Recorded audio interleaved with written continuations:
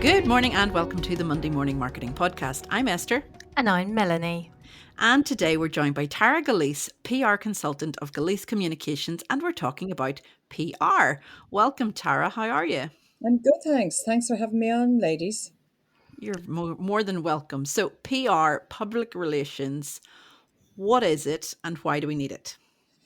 Public relations, in its simplest terms, is getting yourself out there, getting publicity for yourself or for your company. I suppose the way I like to describe it is advertising is you saying nice things about yourself, whereas public relations is other people saying nice things about you or your company. Well, that sounds like quite a hard thing to do, to encourage other people to do it about you. So, I mean, what kind of businesses approach you? Give us an idea of what kind of businesses they are and where in their business relationship are they? Are they startups? Are they well established? Yeah, most of my clients would be startups or very small companies because I'm a sole trader and don't have the huge costs and outlays that a lot of the big agencies would have. I can keep my costs lower. So that's attractive to smaller companies and to startups. So yeah, they tend to approach me and say, look, I don't have a huge budget, but I know I need to get out there. A lot of my clients would be in the beauty sphere, which is fairly saturated.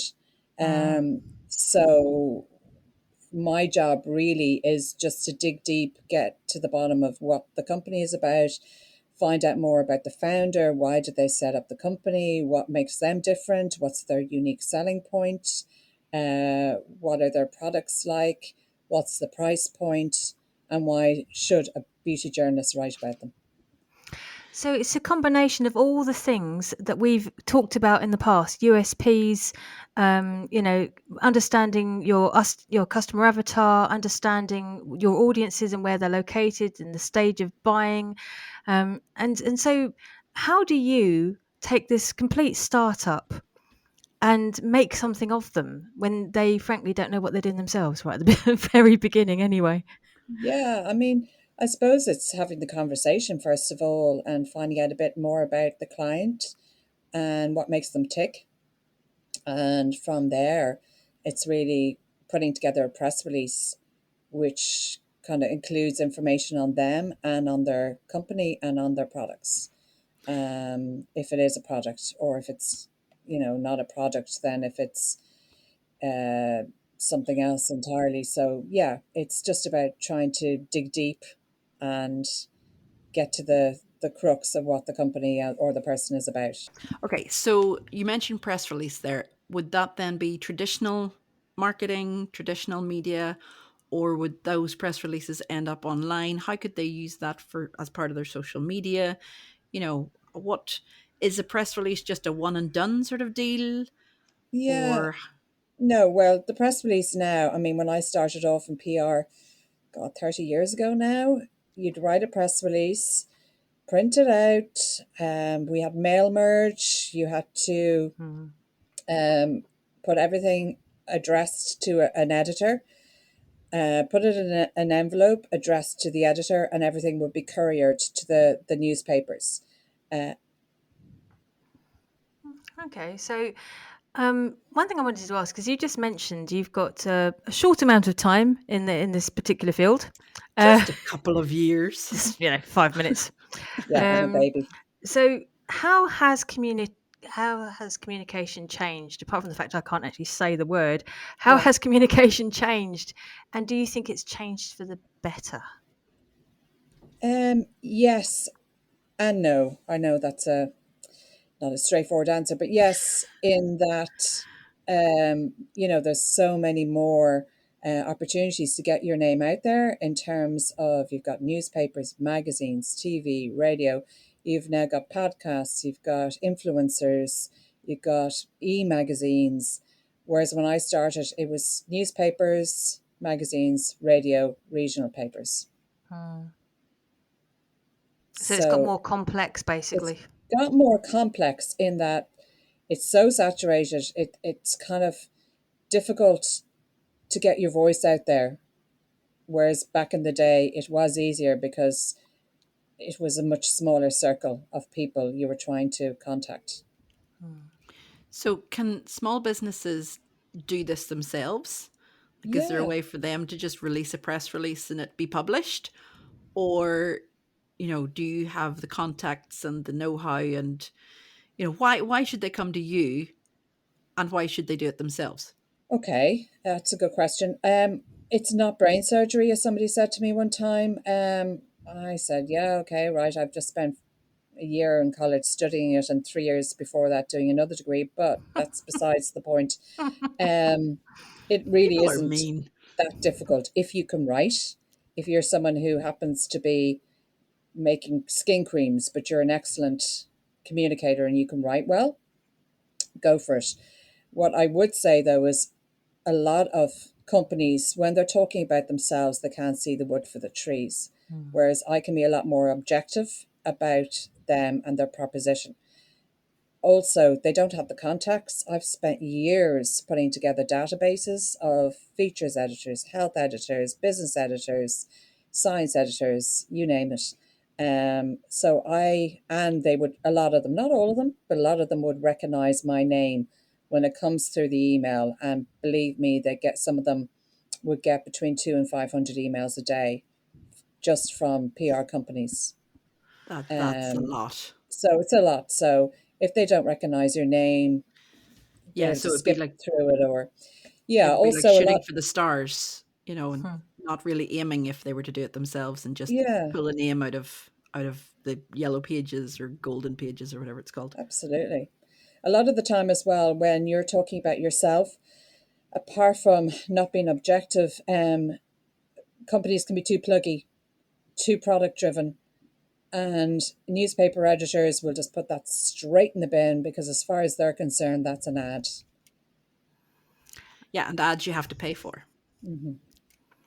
Well, one of the things I've noticed, because I am a journalist with Irish Tech News, so it's not quite any of the fields you've mentioned there, but I do notice that I get an awful lot of emails from people who send a press release through and then includes click links throughout, which is, I completely get it. I totally understand it, but we always remove them. Hmm. um, because it's pointless exercise, really. Because it gets a little too much. People don't want to be sold to; they want to be helped. Mm. And one of the reasons why we thought you'd be a good fit for our audience today, Tara, is because myself and Esther have seen your work. Maybe not for 30 years, but we've definitely seen your work for a good long time, and the people that you've helped and build over the years. And you don't do that. You know how to tell a damn good story and make people stand out prominently, and get them shared across all crazy amounts of platforms. So give us an example of one of your most successful customers. I mean, obviously it's being unfair picking your most successful, but that's what we're here about. We're here about marketing. So how have you spread one particular business, and how many different platforms have you managed to get them on?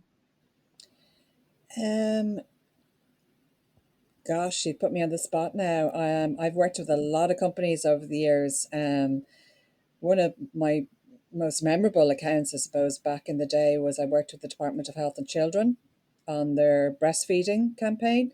And at the time, Ireland had incredibly low levels of breastfeeding and still does. But Mm. I managed to get hold of Caroline Core because I found out that she had breastfed her baby. And we had a launch with the minister, and Caroline came along. We had huge media coverage because obviously they were really interested in what she had to say. Lots of cute babies. Hmm. We were all over every single news channel, every single radio station. I had just had my baby, so he was there as well. So that was extra special. And I normally don't do the interview bit, but because he was there in the day, Sky News came up and stuck their microphone in my face. Um, and that was 30 seconds of, I don't know what I just said, but it came out okay. Yeah. So the result of that, I suppose, was that breastfeeding in Ireland, the statistics went up 3% after that campaign, which Wicked. doesn't seem like a lot, but it went from 37% up to 40%. That's Nice one. brilliant. So all of the PR and communications that you do, it's all measurable. Then people can go with you and say, "Look, this is the audience I have now.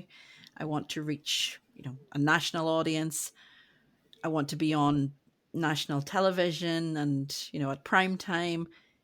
Is that all stuff that you can do for them and measure it, or is some of it just not measurable at all? Yeah, some of it is measurable in terms of sales, but it's kind of hard to be specific. I mean, I've a client now in the beauty business, and their sales rocketed during lockdown, Hmm. because they had to pivot online. Now, some of that was down to me and some of the communications I put out there. Some of that was down to them going online when they hadn't been before. It can be hard to measure, but it's part of the marketing mix. And you just have to say, okay, if I hadn't done this, if I hadn't gotten myself out there. Okay. So when I think of PR, traditional PR, I think of traditional elements. So not the digital aspect. Do you help with both, or are you just the traditional side of things? I'm predominantly traditional in that that's where I started, that's what I learned, but I've had to pivot as well. I've had to learn um, the new the new ways, as my dad would say, how to get out there online. Influencers, like them or loathe them, some of them can really sell a brand Mm. if you put the right brand with the right influencer. What a lot of companies tend to do is they look at the figures and say, oh, she has high numbers, let's just send her a load of product and pay her a load of money.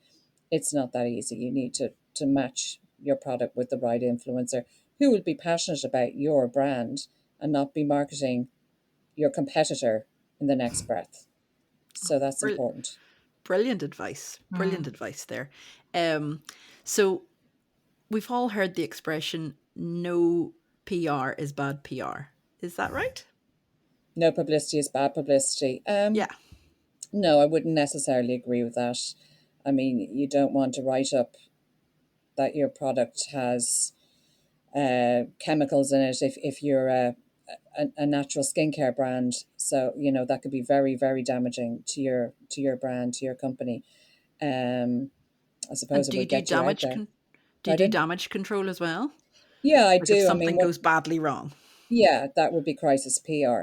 One of my biggest clients at the moment is the Federation for Early Childcare Providers, and that's a lot because they're lobbying the government at the moment, and they've just issued a big budget submission about how much money they need and how much funding they need to keep their services open. So there's a lot of crisis PR involved in that. That's in a different way, I suppose, to something going bad with the brand or somebody speaking negatively about your brand. But yeah, I mean, that would be crisis PR, and that's part of what I do. Do you collaborate with anybody else to offer a more wider service? Has that ever happened? Um, Not really. I do have a girl who works with me in the background, but in terms of working with someone like yourself, a marketing person, you mean? Well, I was thinking more like brand reputation or brand management teams. Have they ever brought you on board as a team member? No, I suppose the best example I could use would be Samantha in Women's Inspire.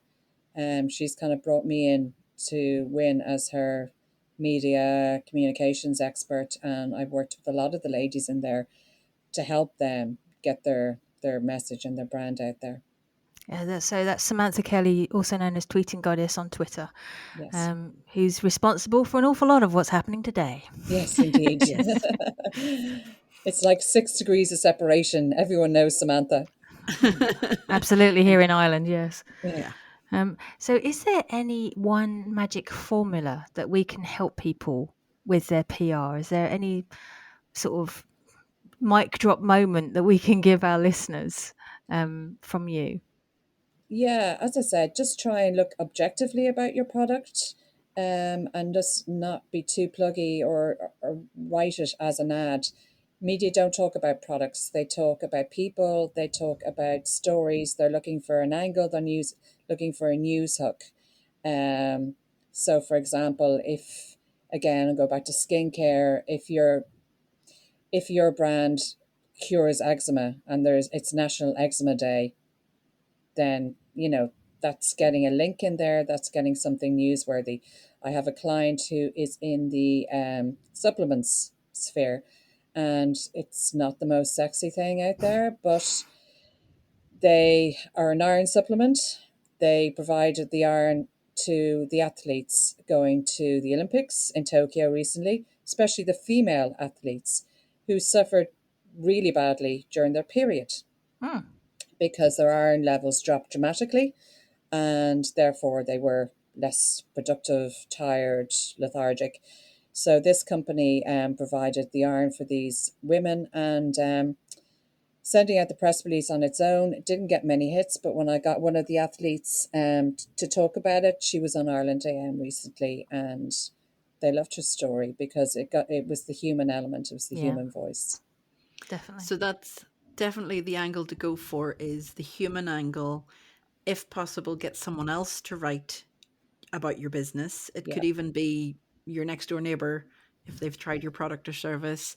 It could be coming in from reviews that people have, sent you on your Google My Business, yeah, obviously. Um, you know, you could pull in from all of that information rather than being sales, sales, sales. Hmm. But exactly. because there is a huge difference between PR and, a press release and an ad Yeah. in the local paper or the, radio station.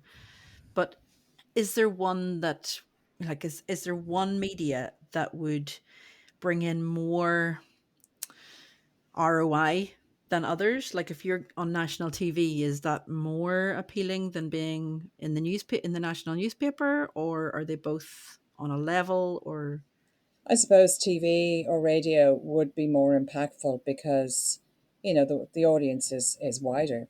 Hmm. Um, but then again, it's more difficult to get on because, as I said, they are looking for the angle, they're looking for the news hook, unless it's a program on Ireland AM like Boost My Business, which allows you to go on, gives you 2 minutes to talk about your business. But otherwise, they are looking for that angle, that human interest story. So, how do we learn more about Gilleece Communications? Where would be the best place to get information about your business, Tara? www.gileececommunications.ie. And that's GILLECE, isn't it, Gilleece? Exactly. Yeah. and some of our audience is based in the UK and in the United States. So would you be able to help them as well, or are you more predominantly helping Irish businesses? Could you help them get into the Irish market? Yeah, well, I could help them with press releases, copywriting, stuff like that. But in terms of getting press releases to their media, no, I wouldn't do that because you need to live in the country and know, you work in and know the journalists involved. So I only work with Republic of Ireland media. Even up the north, it's a completely different ball game. So I wouldn't even go there. But if they wanted me to help them launch here, absolutely no problem. Or if they wanted to do get publicity in their own territory, that's fine. I could just help them with the copywriting or press release writing. That's quite a good service, actually, the press releasing, because there really is quite a trick to it, isn't there? There's quite a formula to making sure that a journalist will open the damn thing. Yeah, the who, where, why, what, how in the first paragraph, Hmm. getting all your most important information in the first paragraph and not rambling on for pages and pages. They don't have time. They're Yeah. extremely busy. Even the heading in the email, in the subject matter, could make or break you. I've got to If agree you, with that. if you just put press release, Yeah, I've it's going deleted in the bin. so many posts already today because it wasn't particularly. I mean, I have a certain area that I work in. That's something else you need to know as well. Don't just spam a lot of journalists, because I work in a certain sector for my online journal, and sending me camera information is just not relevant. No, It's not me at all. So I just delete it. But if it says the right keywords that matter to me and to my audience, then I'll open it. absolutely. Yeah. I mean, Yeah, there's it's no another. point in sending a health journalist information on your new bar of soap. They don't care. No. It has to be relevant to them. So you need to, as you said, Melanie, find your audience and make sure you're targeting the right journalists. And one last thing I'll say is that photographs, I can't emphasize how important they are, because the amount of clients who come to me with a few photos taken on their iPhone, and say, look, here's my photos, either of themselves with shadows everywhere, and or themselves out at a party with their uncle and aunt. It's not going to cut it. If you're sending out a photograph of yourself, it has to be, really clean background. I'd suggest getting a professional photographer to take your Agreed. portrait, or else if it's a product, getting a good product photographer to take good, clean product shots, which are high resolution. Yes, we definitely agree with that. Just one last question. You were talking about, getting the most of the information in the first paragraph. How long should a press release be? Okay. I would say a page ideally. If there's a lot of information, like there was with my childcare providers, 2 pages max, because they Okay. won't read any more than that. Yeah. They will continue reading if it catches their information, or it catches their attention, I should say, but they won't. They won't if it's rambling on.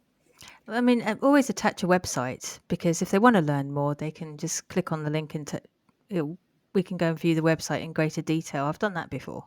Absolutely, or your Yeah. own contact information, which sounds obvious, but some people might not include a phone number.